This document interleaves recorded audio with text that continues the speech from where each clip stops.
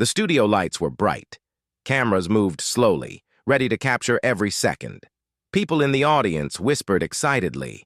It was a big day. A famous morning show was about to begin. The host, Mr. Daniel, was well known for asking bold and sometimes rude questions. People liked his humor, but sometimes he went too far. Today, a guest named Karoline was sitting on the sofa. She looked calm, quiet, and graceful.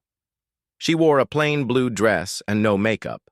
Around her neck was a small, old necklace. It didn't shine, it didn't look expensive, but she wore it with pride. Mr. Daniel looked at his notes, smiled for the camera, and began the show. "Ladies and gentlemen," he said with his usual loud voice, "today we have a very special guest. She is a best-selling author, a speaker, and a woman who inspires millions. Please welcome Karoline." The audience clapped. Karoline smiled gently and nodded. She didn't wave or act excited. She just sat quietly and waited. Mr. Daniel leaned forward. "Karoline," he said, "first of all, thank you for coming. You've become quite popular these days. Everyone's talking about your new book." "Thank you," she replied softly. "I'm grateful." "But before we talk about your book," he said, raising an eyebrow, "can we talk about that?" He pointed toward her necklace. The audience laughed lightly. Karoline looked down at her necklace and then looked up at him. She didn't speak. Mr. Daniel smiled playfully. "I mean, with all your success, couldn't you wear something better? That necklace looks like it came from a toy store." The audience laughed again, louder this time. Karoline still didn't speak. She simply stared at the host, her face calm but serious. There was no anger, no sadness, just silence. Mr. Daniel laughed again, trying to lighten the mood. "Don't worry, I'm just joking. But really? Why this necklace? It looks old, worn out, still quiet." The studio became a little tense. People stopped smiling. Karoline finally spoke. "This necklace is not a joke," she said slowly. "It has more value than your entire show." The laughter stopped. Mr. Daniel blinked. "Oh? That's a strong statement." Karoline nodded. "Yes, because some things are not about money." Now the room was completely silent. The camera zoomed in on her face. Her eyes were deep and full of untold stories. She touched the necklace, gently, like it was something very fragile. "This necklace," she said, "was given to me by someone who saved my life." Mr. Daniel sat up straighter. "Really? Who?" Karoline looked at the audience, then at the camera, then back to Mr. Daniel. "His name was Liam," she said. "A boy, a stranger, but I never forgot him." The audience leaned forward in their seats. Something had changed in the room. The mood, the feeling, everything was different now. This was no longer a fun celebrity interview. This was the beginning of something powerful. Mr. Daniel tried to smile again. "Karoline, that's interesting, but—" She interrupted him. Calmly, "Let me tell you a story," she said. "A true story." He leaned back. "Go ahead." Karoline looked down for a second. Her fingers touched the necklace again. Then she began. "Years ago, I was homeless. I had no job, no family, no food. I was sleeping on a bench in the park. It was winter and I was very cold. I was hungry. I hadn't eaten for 2 days. The audience listened in silence. People walked past me every day. Some looked at me with pity. Some looked away. Some even laughed. I felt invisible. One woman in the audience wiped a tear from her eye. But then, Karoline continued, a small boy came to me. He was maybe 8 or 9 years old. He wore an old coat and had messy hair. He sat next to me on the bench. The camera showed Mr. Daniel's face. He looked serious now. Karoline smiled gently at the memory. He didn't say much, just asked, "Are you hungry?" I nodded. He opened his small backpack and gave me half a sandwich. I started crying. The studio was silent. Even the camera crew stood still. Then, Karoline said, holding the necklace between her fingers, "He gave me this." He said, "This necklace is lucky. I don't need it anymore. But maybe you do." I didn't understand, but I took it. Mr. Daniel swallowed hard. I asked him his name. He said, "Liam." Then he smiled and walked away. I never saw him again. Karoline looked directly at Mr. Daniel. "So when you joke about this necklace, you are joking about the moment I chose to live." The audience gasped softly. "This necklace," she said, "reminds me that kindness exists. That even when the world forgets you, someone, somewhere, will care." Mr. Daniel looked down. He had nothing to say. Karoline leaned back on the sofa. Her story was simple, but it hit like thunder. The host finally spoke, this time more gently. "Karoline, I'm sorry. I didn't know." She nodded. "It's okay. Most people don't." The camera zoomed out slowly as the host sat quietly, thinking. The audience clapped softly, not because it was a show, but because they had just heard something real. This was not just an interview. This was the beginning of truth. The silence in the studio was heavy. After Karoline shared the story of her necklace and the little boy named Liam, everything felt different. The audience was no longer just watching a show. They were listening to a real, emotional truth. Mr. Daniel, the host, looked uncomfortable. He wasn't used to feeling small on his own show. Usually he had control. Usually people laughed at his jokes. But now nobody was laughing. Still, he tried to return to his usual self. "Well," he said with a small smile, "that's a touching story, Karoline. Very touching. But come on. Are you saying that one small boy changed your whole life?" Karoline looked at him quietly. "Yes," she said. "Sometimes one moment is enough to change everything." Mr. Daniel forced a laugh. "I don't mean to be rude, but isn't it possible that you're just romanticizing the past? I mean, people go through hard times. Everyone does." Karoline raised an eyebrow. "Did you ever go hungry for 2 days?" she asked. The host paused. "No." "Did you ever sleep in a park during winter?" "No." "Then maybe," Karoline said softly, "you can't understand." The audience reacted quietly. A few people nodded. The energy had shifted again. Karoline was not being rude. She was being honest. And her honesty was strong. The host leaned forward. "So you're saying that this boy, Liam, gave you food and a necklace and suddenly you had hope?" "No," Karoline said. "I had pain. I had hunger. But I also had a reason to believe that I mattered. Before that moment, I didn't." Mr. Daniel looked confused. Karoline continued. "He didn't give me success. He gave me humanity." Now the audience was fully with her. The host looked at her necklace again. It was small, with a faded heart in the center. The chain looked old, maybe rusty, but Karoline wore it like it was gold. Mr. Daniel tried to change the topic. "Well, anyway, tell us about your book. That's why you're here, right?" Karoline smiled gently. "My book is about Liam," she said. "About kindness, about second chances. It's not about money, it's not about fame. It's about what one person's small action can do for another." "Oh," the host said, blinking. "I didn't know." "You didn't ask," she replied. Again, silence. Karoline looked into the camera. "There are thousands of people like I was, alone, tired, lost. But all it takes is one small moment of kindness. One sandwich, one necklace, one smile." Mr. Daniel cleared his throat. "Do you think the world listens to stories like this? Do people really care?" "They do," Karoline said. "When it's real, they do."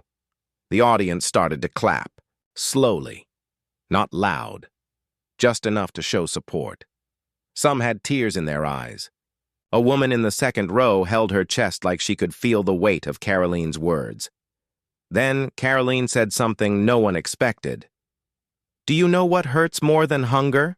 she asked. Mr. Daniel didn't answer. "Shame," she said. "When people look at you like you're nothing, when they laugh at your pain. That's what I remember the most. Not the cold, not the empty stomach, the shame." Mr. Daniel looked guilty now. His earlier joke about the necklace was clearly still fresh in everyone's mind. Karoline continued, "That's why I wear this necklace. Not because it looks good, but because it reminds me of who I was and how far I've come." The host leaned back. He had no clever reply this time. Karoline turned to the audience. "If you see someone struggling, don't laugh. Don't ignore them. You never know what they're carrying. You never know if your small action can save someone's life." The audience clapped again, louder now.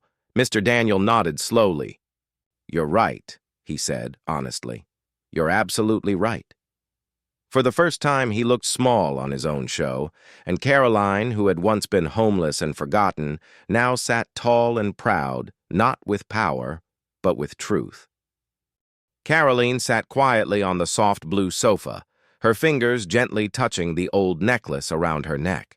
The camera focused on her hands. Everyone in the studio was silent. Nobody was moving. Nobody was speaking. They all wanted to hear more, mister. Daniel, the host, leaned forward. "Karoline," he said softly, "you said this necklace was given to you during the worst time of your life. Can you tell us more? What really happened back then?" Karoline looked up. Her eyes held a deep sadness, but also great strength. "Yes," she said slowly, "I will tell you everything. Not because it's easy, but because someone needs to hear it." The audience waited. "I was just a face in the crowd." Karoline began her story. "I was 21. I had just lost my job. I had no savings, no family, support. My parents had died in an accident when I was 16. I tried to survive on my own, but life got harder every year." She paused. "I found small jobs, waitressing, cleaning, selling snacks at a local station. But when the economy went down, even those jobs disappeared." The audience listened carefully. Some of them knew this struggle too well. Karoline continued, "One day, my landlord told me I had 3 days to leave. I begged him to wait, but he didn't care. So I left with 2 bags and no idea where to go." She closed her eyes for a second. "I walked all day. My feet hurt. My back was tired. I had $7 in my pocket. The first night was the hardest." Karoline looked around the studio, remembering her pain. That first night on the street, I was scared. I didn't sleep. I sat near a shop pretending to wait for someone. But no one came. Nobody even looked at me. Tears filled the eyes of a young man in the back row. I watched people pass by. Families, couples, kids with balloons. I didn't exist to them. Karoline swallowed hard. I wanted to cry loudly, but even my tears were silent. I was invisible. The hunger was painful. But the loneliness was worse. I thought the worst part would be the cold, but it wasn't. It was the hunger. It started slowly, just a little pain in my stomach. But by the second day, I couldn't stand straight. She looked down at her hands. I sat on a bench in the park, trying not to think. My last dollar was gone. My mouth was dry. And then... She paused, then smiled sadly. A boy sat beside me. The audience leaned forward. His name was Liam. He had curly brown hair and big eyes. His shoes were torn, and his coat was too big for him. He looked poor too, but not broken like me. Karoline's voice became soft and gentle. He asked, "Are you okay?" I nodded. He looked into my eyes for a long second, then opened his little bag. She smiled slightly at the memory. He pulled out half a sandwich. He had already eaten the other half. He said, "You can have this." I took it with shaking. "Hands!" I ate it slowly like it was the best meal in the world. The audience was silent, some wiping their eyes. Then he reached into his pocket, she continued, holding up the necklace. And he gave me this. The camera zoomed in on the necklace. It was old, with a tiny heart-shaped pendant. The chain was thin and a little rusty. A simple gift that saved me. Karoline continued. He said, "This necklace is lucky. I found it once when I was sad, and then good things started happening. Now I want you to have it." Mr. Daniel whispered. "Why would he give it to you?" Karoline replied, "Because he saw I needed it more." She looked down at the necklace again. I asked him his name. He smiled and said, "Liam," and then he left. She shook her head slowly. I never saw him again. The necklace gave me strength. That night I didn't feel so alone. I held the necklace in my hand as I slept on that bench. I kept hearing his voice. "Now I want you to have it." Karoline looked around the studio. I don't know what changed after that, but I woke up the next morning with a new kind of strength. I walked into a shelter and asked for help. They gave me food and a bed. I used their computer to search for jobs. The audience smiled. Some clapped softly. I worked hard. I cleaned houses. I worked in small cafes. I studied at night using free books from the library. I kept moving forward. She smiled, full of pride now. And through it all, I wore this necklace. Every single day. The world tried to break me, but Liam saved me. Karoline's eyes filled with tears, but her voice remained steady. I was broken. The world had left me behind, but Liam didn't. A small boy with nothing gave me everything. Mr. Daniel leaned forward. "You said you tried to find him?" "Yes," Karoline said, "for years. But that part of the story I'll share soon." The host nodded slowly. He had no jokes left. The audience reaction. The camera panned across the studio. Some audience members were crying. Some were just quiet, holding their hands together, thinking deeply. A young girl in the front row whispered to her friend, "She's so strong." Karoline looked at everyone and said, "This is why I speak.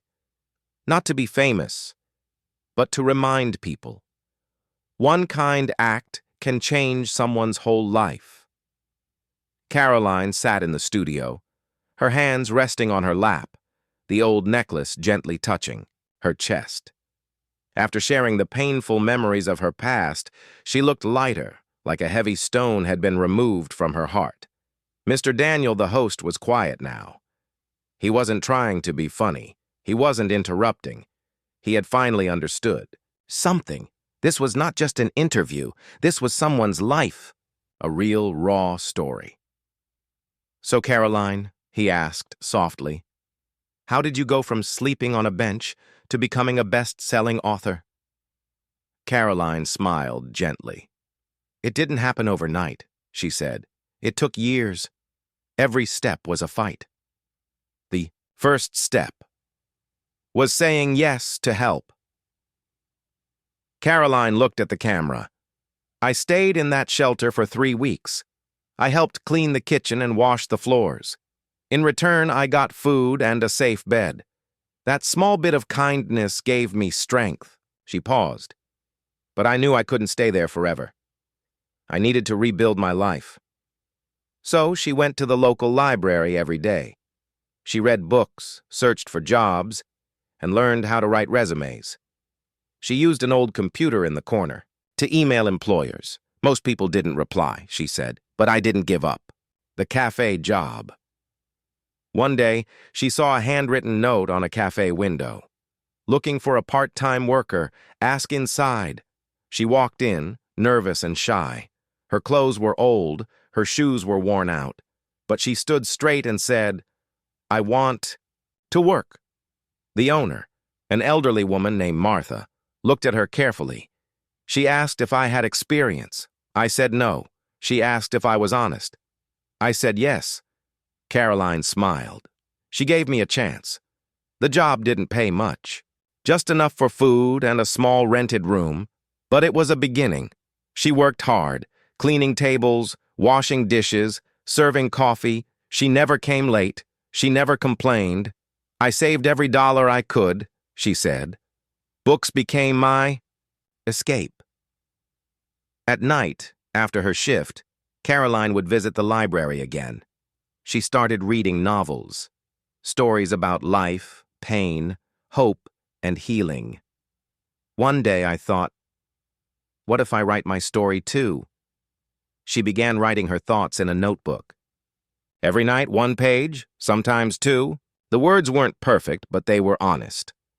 No one taught me how to write, she said. I just wrote from my heart. Martha, her cafe boss, saw her writing during breaks. She read 1 page and cried, Karoline said. Then, she said, your story needs to be shared. That sentence changed everything. The first book. With Martha's help, Karoline typed her story into a computer. They used free websites to create a simple ebook. She uploaded it with the title, The Girl with the Lucky Necklace. She didn't expect much, but in just 2 weeks, something surprising happened. People started reading it, she said, then sharing it, then emailing me. Some said they cried, some said they saw themselves in me. Her story started spreading online, on blogs, on forums, on book platforms.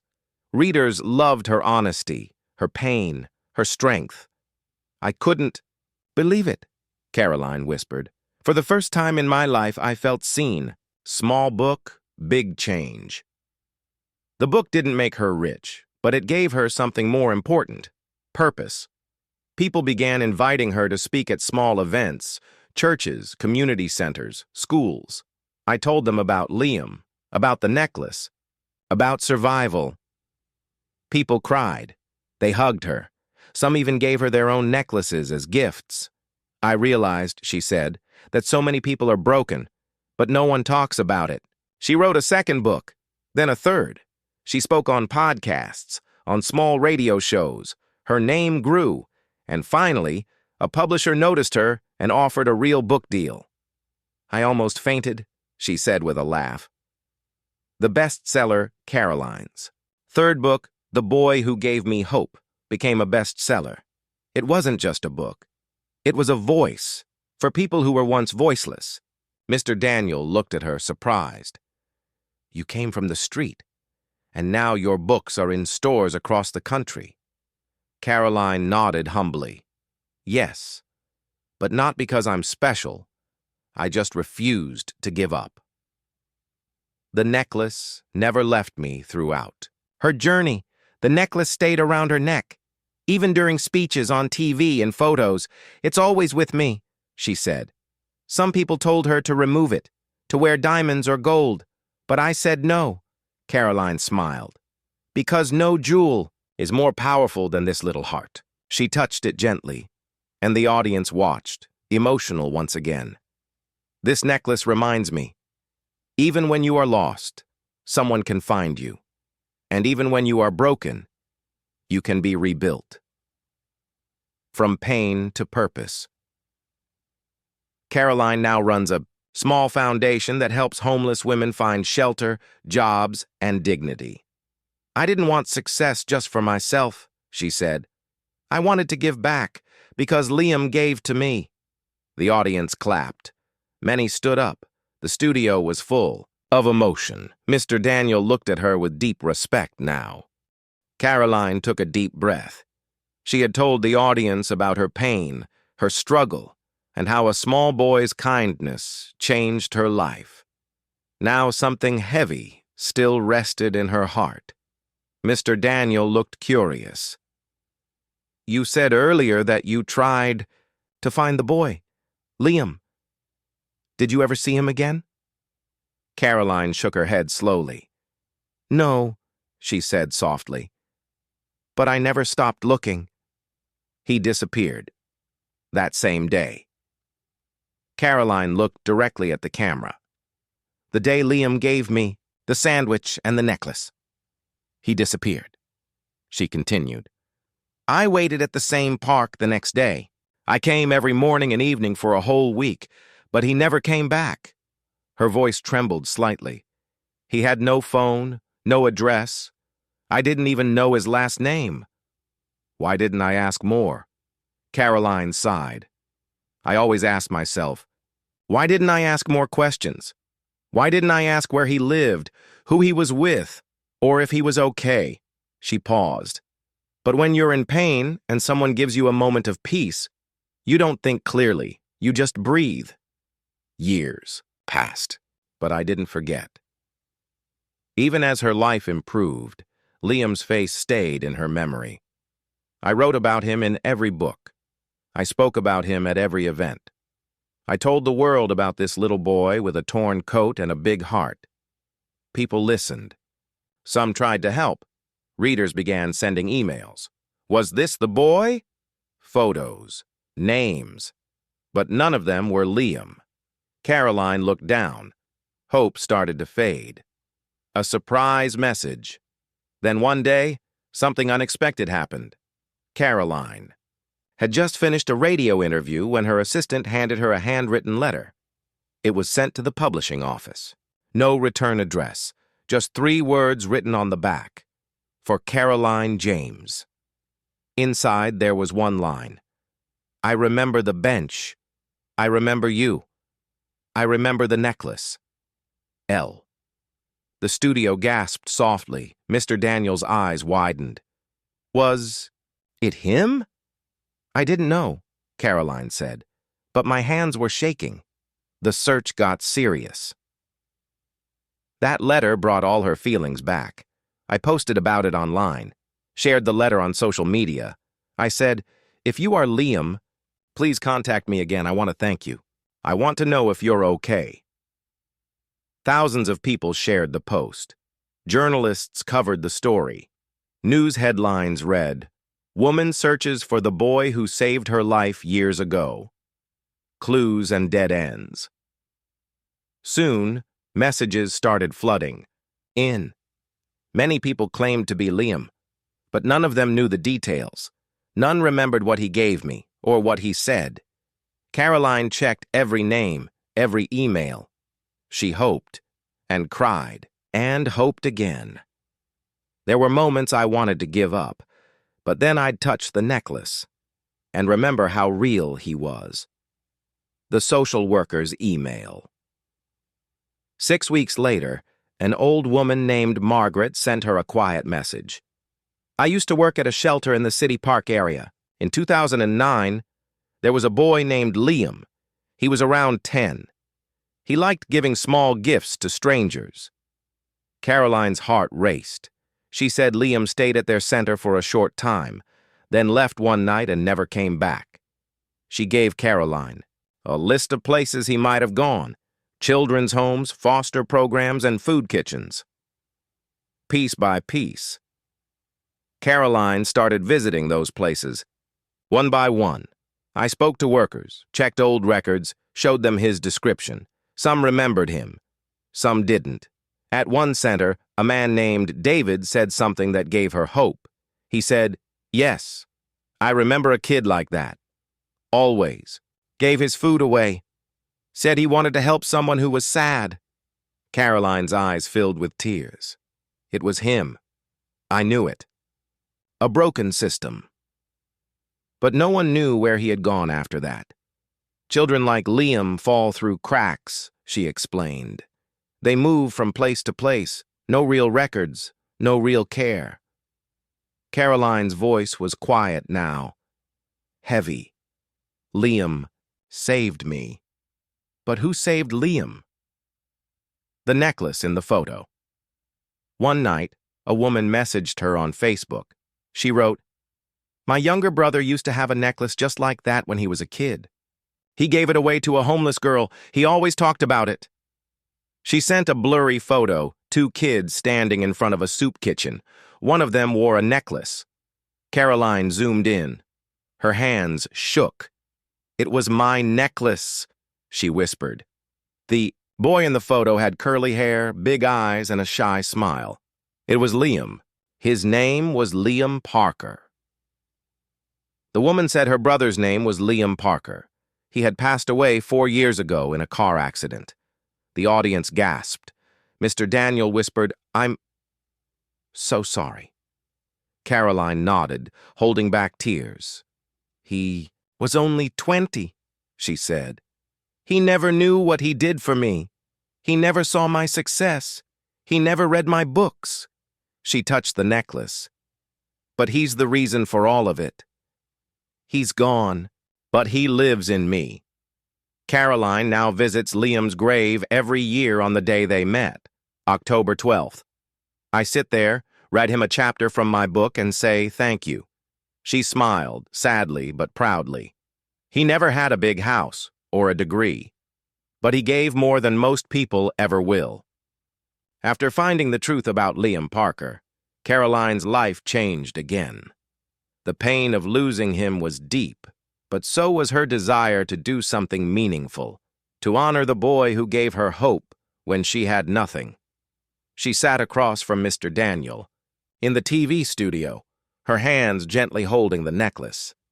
"I knew I couldn't bring Liam back," she said softly, "but I could keep his kindness alive."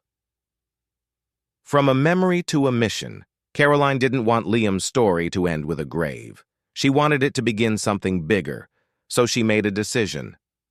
"I will start a foundation in Liam's name, a place for kids like him, forgotten, alone, moving from place to place." She called it the Liam Hart Foundation, a place built not from money, but from memory. The first room was small. Karoline didn't have much when she started. I used the money from my second book. I rented a tiny house in an old neighborhood. It had just 3 rooms. One for food, one for sleeping, and one filled with books. The books were second-hand. The beds were donated. The food came from volunteers. But the love inside that house, Karoline smiled, was bigger than any mansion. The first 5 children, the first children who came to the foundation, were scared. Some had run away from violence. Some were orphans. Some had no idea who to trust. Karoline didn't ask too many questions. She gave them a bed, warm food, and books. Then she gave them her time. I sat with them. I read to them. I told them Liam's story. I told them about the necklace. Their eyes would light up. They asked, "Was Liam real?" I said, "Yes. And now you're part of his story, too." The necklace rule. Karoline placed a rule in the foundation. A simple one. Always be kind, like Liam. Each child received a tiny heart-shaped pendant. Not gold, not silver, just simple metal. When they leave, they take the necklace with them, she said. It reminds them they mattered. Someone cared. Helping one child at a time. The news about her foundation spread slowly. Then, quickly, people began donating money. Old teachers, librarians, even her cafe boss, Martha. Soon, she opened 2 more houses, then 5. We had kids from all backgrounds, lost, broken, but full of hope, Karoline explained.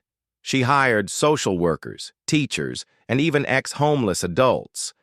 Everyone who works here knows what pain looks like, and they know how to offer peace. The healing room.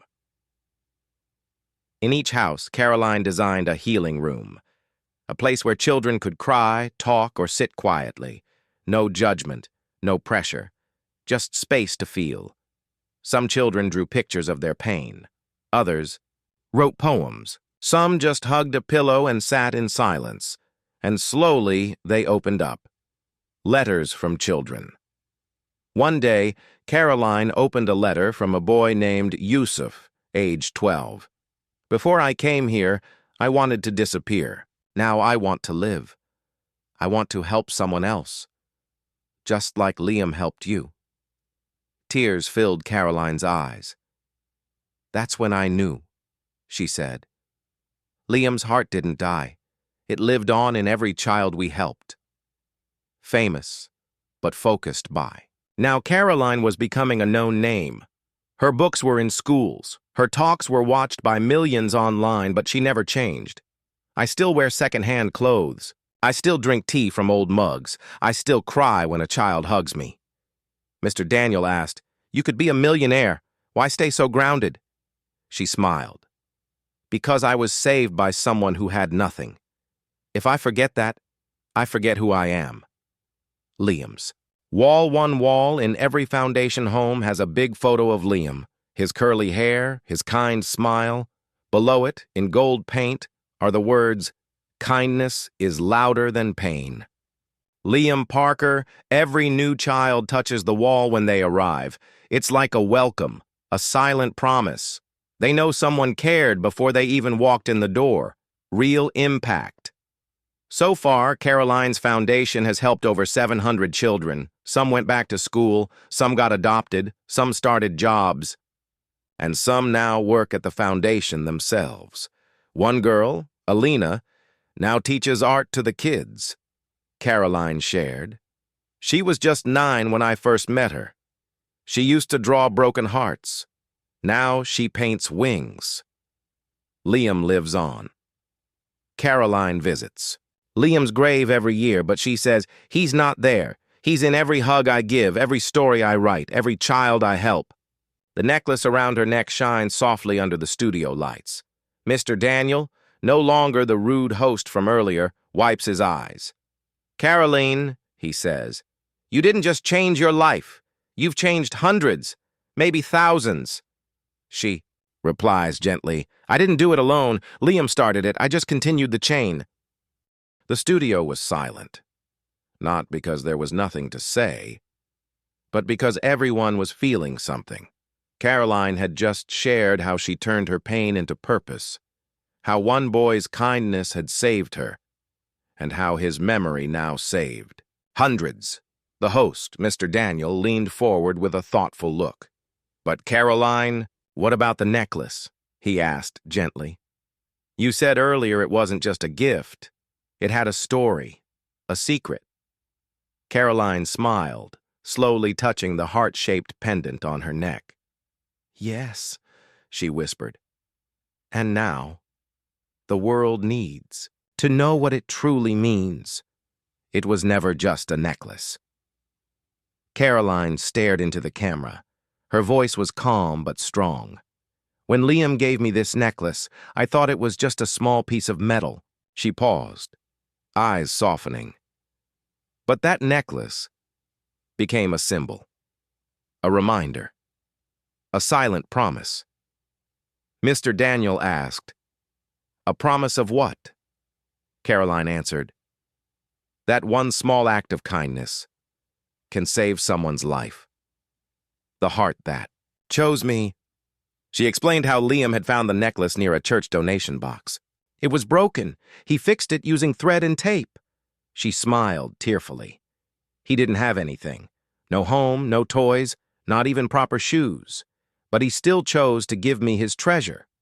That necklace wasn't gold. It had no diamonds. But it had meaning. It was love in its purest form. A child's love. Social media took over.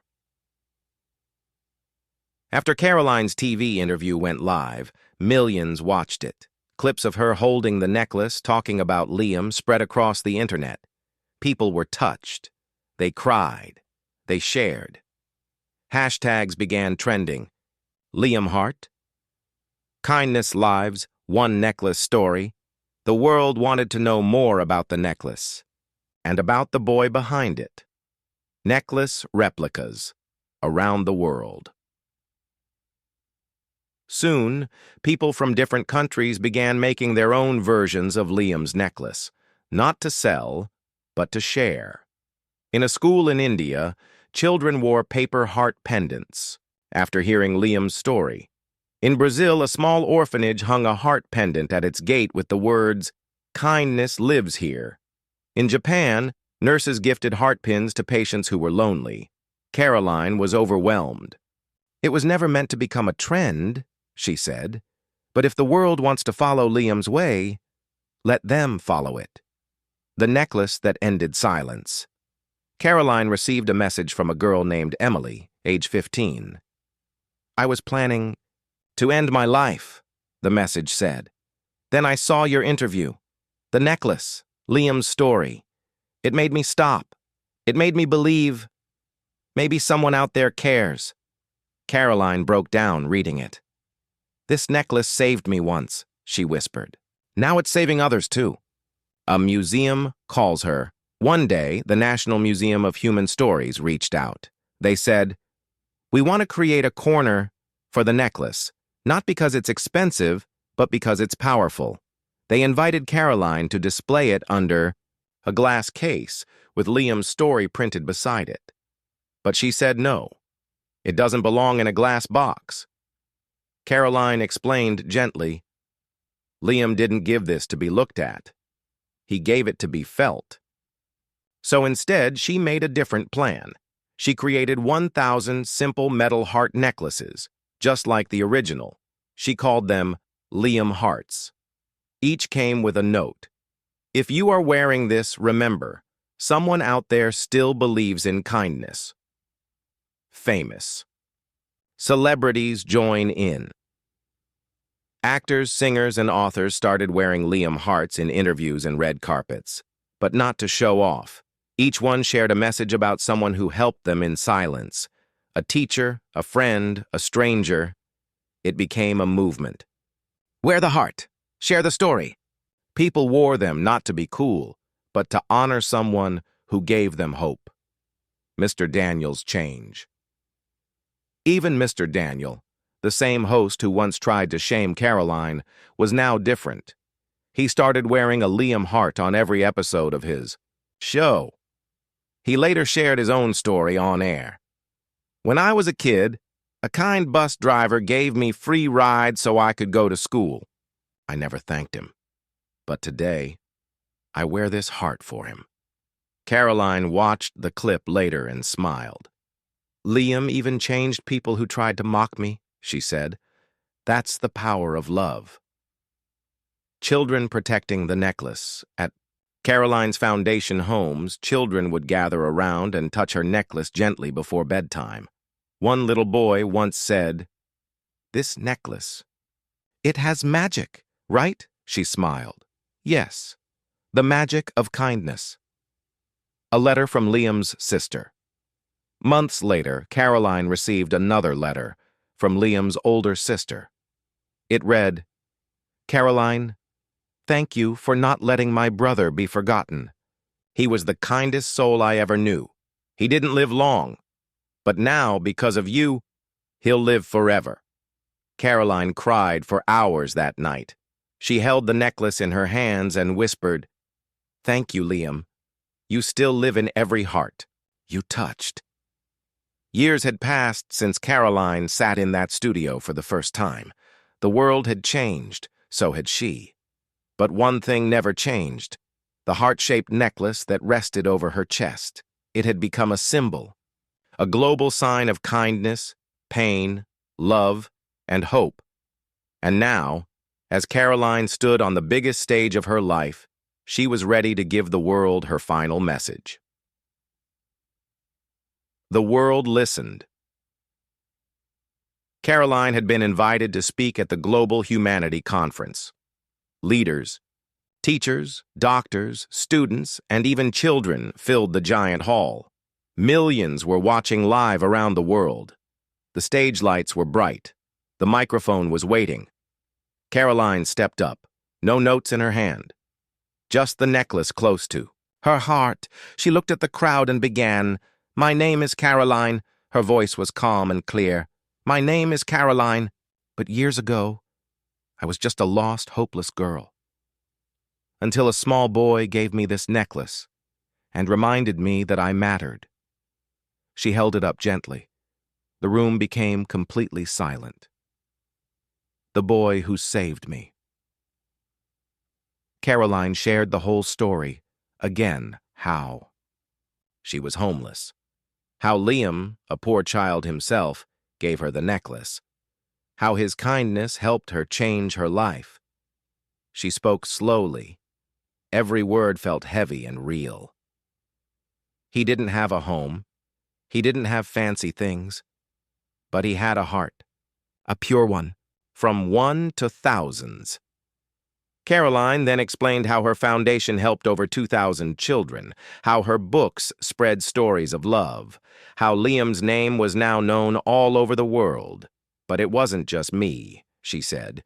It was all of you, all of us, choosing kindness, one small act at a time. A girl in the audience. Karoline then looked into the crowd and pointed. There was a girl in the front row, no older than 13.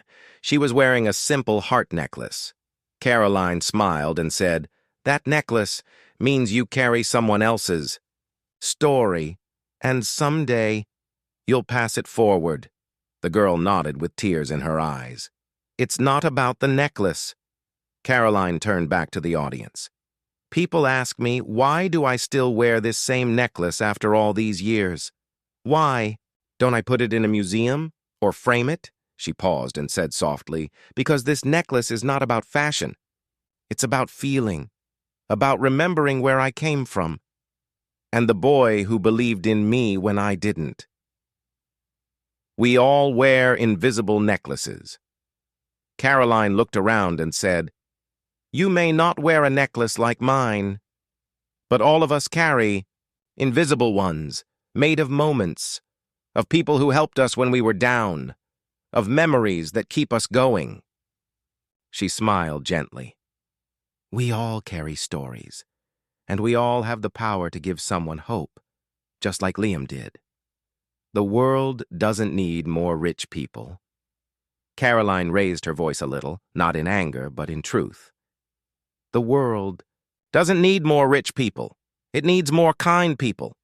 People who see others, who care, who give, even when they don't have much." The hall echoed with silent agreement. Her final message. Karoline took a deep breath and looked straight into the camera. This message wasn't just for the crowd. It was for the entire world. If you're watching this and you feel alone, if you think you don't matter, please remember this. One child changed my life with a broken necklace. You have that same power. You don't need money. You don't need a big name. You just need a heart, like Liam's. A standing ovation. When Karoline finished speaking, there was silence. For a few seconds. Then slowly, people stood up, one by one, clapping, crying, some touching their own necklaces, some holding hands. It wasn't just an ovation. It was a thank you to Karoline, to Liam, to the message. Backstage moment. After the speech, Karoline sat backstage alone for a while. She looked down at the necklace. It was old now, scratched, slightly faded, but to her it had never been brighter. She whispered, "You're still with me, Liam, every day, in every child, in every heart."